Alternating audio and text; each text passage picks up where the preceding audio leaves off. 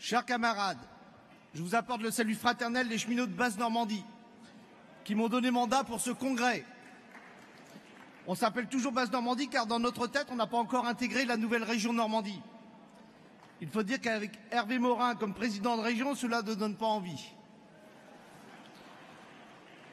En tant que secrétaire de l'Union départementale du Calvados, je vous adresse également le salut fraternel de l'ensemble de nos syndicats départementaux. Beaucoup de camarades du Calvados auraient souhaité être présents à ce congrès. Et ils vont regretter. Mais un congrès, c'est un gros investissement, bien entendu financier, mais aussi en termes de disponibilité. Nous vivons un congrès exceptionnel et je remercie nos camarades du Nord pour leur accueil qui est à la hauteur de leur réputation.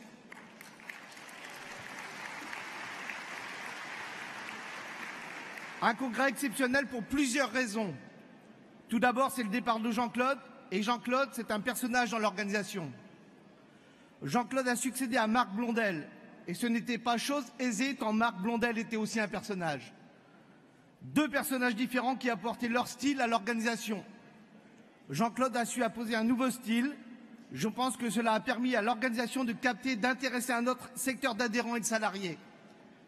Ces derniers temps, ils tentent même le style provoque, du type « Muriel Pénicaud est une bonne ministre ». À mon goût, ce n'est pas le style que je lui préfère. Mais chacun ses goûts, si cela plaît à certains. À moins que l'humour noir. Dans ce cas, Jean-Claude a raison, sauf qu'il ne va pas au bout de sa blague et que du coup, cela crée une incompréhension chez les militants. J'aurais préféré lire « Muriel Pénicaud est une bonne ministre pour le patronat ».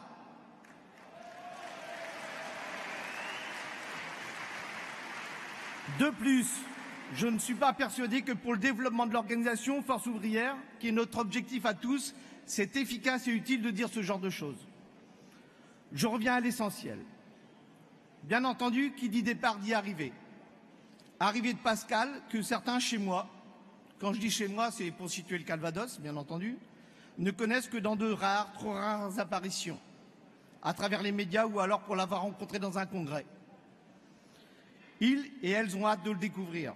Mais chaque chose en son temps, on verra. Dernière chose, mais qui n'est pas des moindres. Nous célébrons actuellement les 70 ans de la CGT Force ouvrière. Et ce n'est pas juste une date anniversaire. Dans le Calvados, nous venons de déménager le siège de nos locaux, pas sans mal. Le projet a duré plus de 10 ans, mais nous y sommes arrivés. Pourquoi je vous raconte cela ? Eh bien parce que jeudi dernier, avant de venir ici, la communauté de Caen-la-Mer, qui nous a relogés dans ses anciens locaux, a souhaité faire une réunion de bouclage d'installation. Pour cela, ils nous ont demandé si nous avions une salle à leur prêter pour convier l'ensemble des OS. Nous avons proposé notre nouvelle salle de formation dénommée salle Léon Jouot. Et les invitations sont parties de Caen-la-Mer pour l'ensemble des OS comme lieu de rencontre salle Léon Jouot. Je vous ne cache pas que de voir notre première intersyndicale en cette date anniversaire se passer dans notre salle, avec la CGT présente, c'est à marquer au calendrier. Il y a quelques années encore, avec la bande de stalles qu'ils avaient, ils ne seraient pas rentrés. Comme quoi les temps changent, pas partout, je vous le conçois. J'ai adhéré à Force ouvrière en 1995. À l'époque, la situation était grave. La sécurité sociale était attaquée, ainsi que les régimes spéciaux. Marc Blondel était un personnage et je pense que son style, mais aussi ses idées, nous ont beaucoup aidés à nous développer. Alain Juppé, à l'époque, ce n'était pas le petit vieux d'aujourd'hui.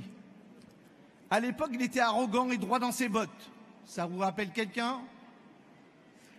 Son projet initial était de faire tomber la Sécu. Mais il y avait aussi d'autres plats sur le feu, comme le statut des cheminots.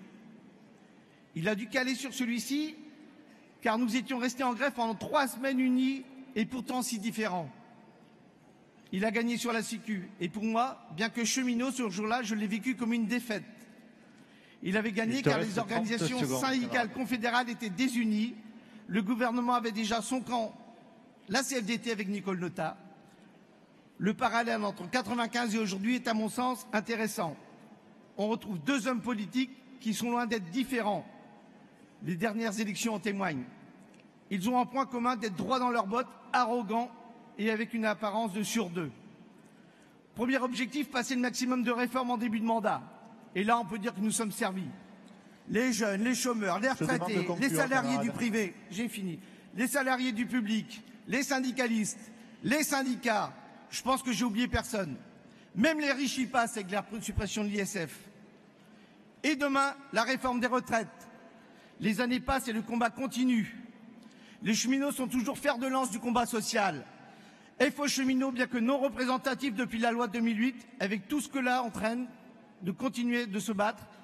À Force ouvrière, nous sommes tous contre cette loi sur la représentativité. Et en même temps, il y a chez nous des gens qui aiment faire péter leurs chiffres ou te faire savoir que tu ne l'es pas.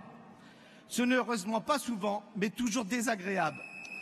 Il faut prendre plusieurs critères en compte, et notamment l'histoire de l'entreprise. J'ai quasiment fini. Je l'avais écrit avant qu'on nous réduise le temps.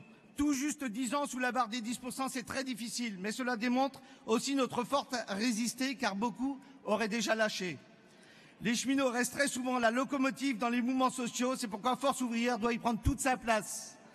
Aujourd'hui, les cheminots attaquent leur 8e jour de grève et attendent que les wagons du mécontentement s'accrochent pour mener la bataille.